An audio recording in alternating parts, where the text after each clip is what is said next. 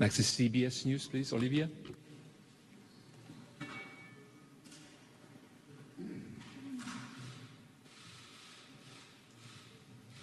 Thank you very much. Budapest is, in fact, beautiful. Mr. Secretary, on the notion of a golden age, why isn't the United States conditioning deeper cooperation with Budapest on Hungary reducing its extensive and ongoing deepening cooperation with China, which is a strategic rival for the United States? Secondly, if, despite President Trump's endorsement and your visit here, Prime Minister Orban does not succeed and loses the April election, does the U.S. commit to working with his challenger constructively? Prime Minister Orban, do you commit to accepting electoral defeat if it happens? And to both of you, Prime Minister Orban has said that the exemption that Hungary has been granted for Russian energy purchases is indefinite. The U.S. has said it was for 1 year. Which one is it? Thank you.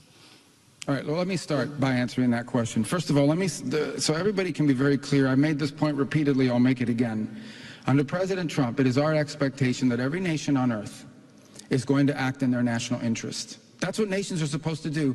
If the Prime Minister of Hungary does not act in the national interest of Hungary, he won't be Prime Minister for long. But who's going to act in the national interest of Hungary if their prime minister doesn't do it? If your government is not acting in your national interest, then who will? By the way, we feel the same way about America. So in those instances in which our national interest and some other countries' national interests are aligned, that is an opportunity for extraordinary partnership. And we have many, many areas where our national interests are aligned. Where they're not aligned or where we have some differences, that's where that alignment and the other issues, that's where this relationship, that's where these deep ties to one another are so important, because that's where you can find accommodation, that's where you can hear each other out, that's where maybe you can work together on. But we're not asking any country in the world to isolate themselves from anybody.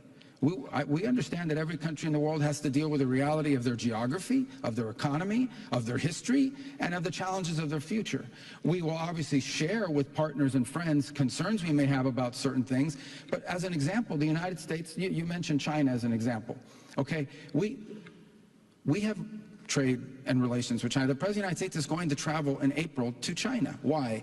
Because China is a big country. It's got 1 billion-something people, second largest economy in the world. They have nuclear weapons. It would be crazy. Okay, it's insane for the United States and China not to have relations and interact with one another. Now, two big countries like this, do we have differences? We absolutely do. And we'll have to manage those differences. And some of those differences are things we've spoken very frankly and clearly and repeatedly about the fact that it is not good for the world. It's not good for anybody to rely on one country or one economy for 90% of anything, especially things like critical supply chains.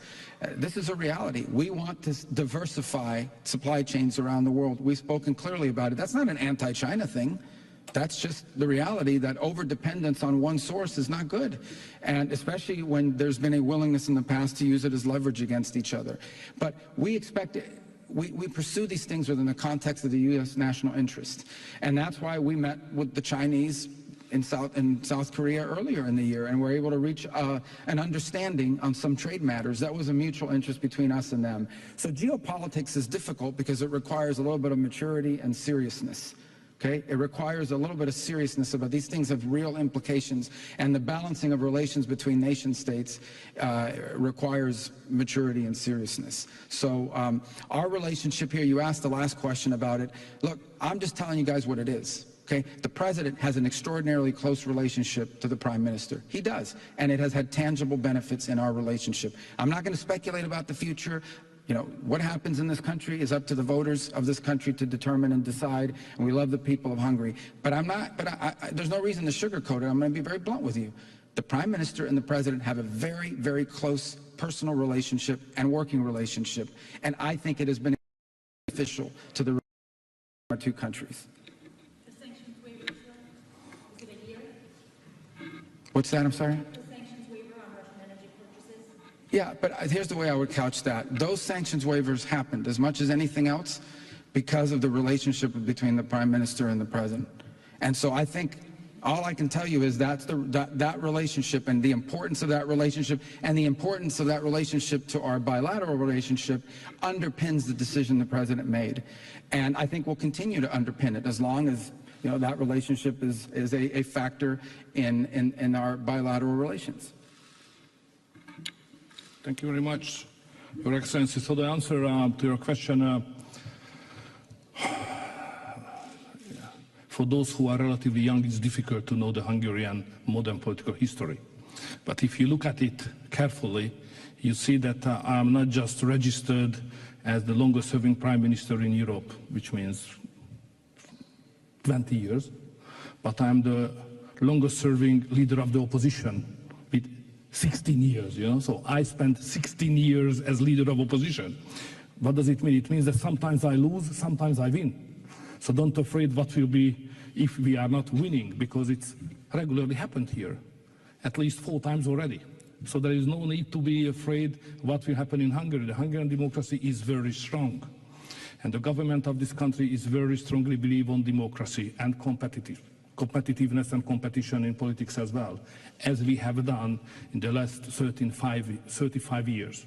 So our record is very strong on the governmental side and on opposition side as well.